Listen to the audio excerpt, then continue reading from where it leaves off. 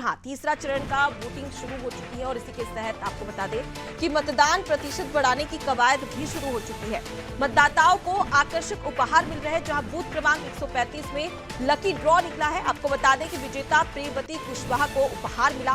प्रेमवती कुशवाहा उपहार में रिंग मिली है उन्हें। आपको बता दें कि मतदान प्रतिशत बढ़ाने के लिए लगातार हर एक जद्दोजहद की जा रही थी और इसी के तहत मध्य प्रदेश में पहले और दूसरे चरण की जब वोटिंग हुई थी तो काफी कम वोटिंग प्रतिशत था। ऐसे में मतदाताओं को लुभाने के लिए और वोटिंग के प्रति जागरूक करने के लिए, अपने मताधिकार को लेकर जागरूकता फैलाने के लिए तमाम कवायदें की गई थी और इसी के तहत लकी ड्रॉ और तमाम, उसके साथ ही आपको बता दें कि अलग अलग तरीके से किस प्रकार से तमाम जो मतदाता है वो अपने मताधिकार को लेकर जागरूक हो सके, ज्यादा से ज्यादा वोटिंग कर सके, इसके लिए राजधानी भोपाल में भी अलग अलग प्रयास किए गए थे। और इसी के तहत आपको बता दें कि मतदाताओं को आकर्षक उपहार भी मिल रहे हैं, यानी कि जो मतदाता मतदान करके वापस लौट रहा है अपने घर, उसे कई सारे उपहार भी दिए जा रहे हैं। वहीं बूथ क्रमांक 135 की बात कर ली जाए तो यहाँ पर लकी ड्रॉ निकला है। विजेता प्रेमवती कुशवाहा को उपहार मिला है। प्रेमवती कुशवाहा को उपहार के तौर पर रिंग मिली है।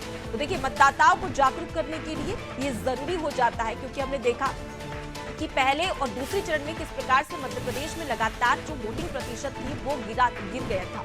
और अगर हम 2019 के लोकसभा चुनाव की बात करें तो वहां पर वोटिंग प्रतिशत काफी अच्छा था 2024 के पहले और दूसरे चरण के मुकाबले। ऐसे में जरूरी हो जाता है, कई सारे कारण भी यहाँ पर सामने आए थे मध्य प्रदेश में वोटिंग प्रतिशत को लेकर। अब ऐसे में तीसरे चरण में इस प्रकार की स्थिति ना देखने को मिले, इसी के तहत ये प्रयास किया गया, जहां पर आपको बता दें कि अलग अलग प्रयास किए गए ताकि मतदाताओं को लुभाया जा सके, मतदाता ज्यादा से ज्यादा अपने मताधिकार का प्रयोग कर सके, घर से बाहर निकले।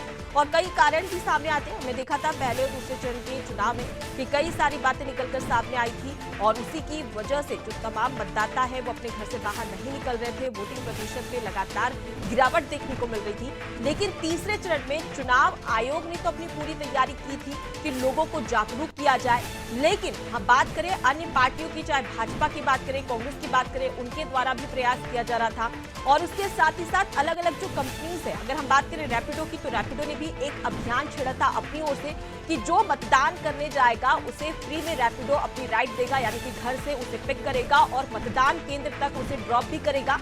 तो ये तमाम जो कवायदें हैं वो की गई थी राजधानी भोपाल में भी और वो लगातार जारी है। अगर आप भी राजधानी भोपाल के वासी हैं, मतदान करने के लिए पहुंच रहे हैं, तो इन तमाम जो अभियान चलाए जा रहे हैं, जो सुविधाएं दी जा रही है अलग अलग कंपनियों के द्वारा, उसका लाभ भी ले सकते हैं और उसके साथ ही अपने मताधिकार का प्रयोग भी कर सकते हैं। तो मतदान लोकतंत्र की आत्मा होती है और ऐसे में जरूरी हो जाता है कि तमाम जो मतदाता है वो अपने मताधिकार का प्रयोग करें। और सबसे पहले आपको बता दें कि आज करीब 1,67,52,583 मतदाता, यहाँ पर 127 प्रत्याशियों के भाग्य विधाता है, जिनमें 8 महिला प्रत्याशी हैं, 8 से 9 महिला प्रत्याशी हैं जो कि इस बार चुनावी मैदान में है। उसके साथ ही मध्य प्रदेश की 9 सीटें हैं जहां पर लोकसभा चुनाव हो रहा है। सुबह 7 बजे से वोटिंग शुरू हो चुकी है और शाम 6 बजे तक ये वोटिंग जारी रहेगी।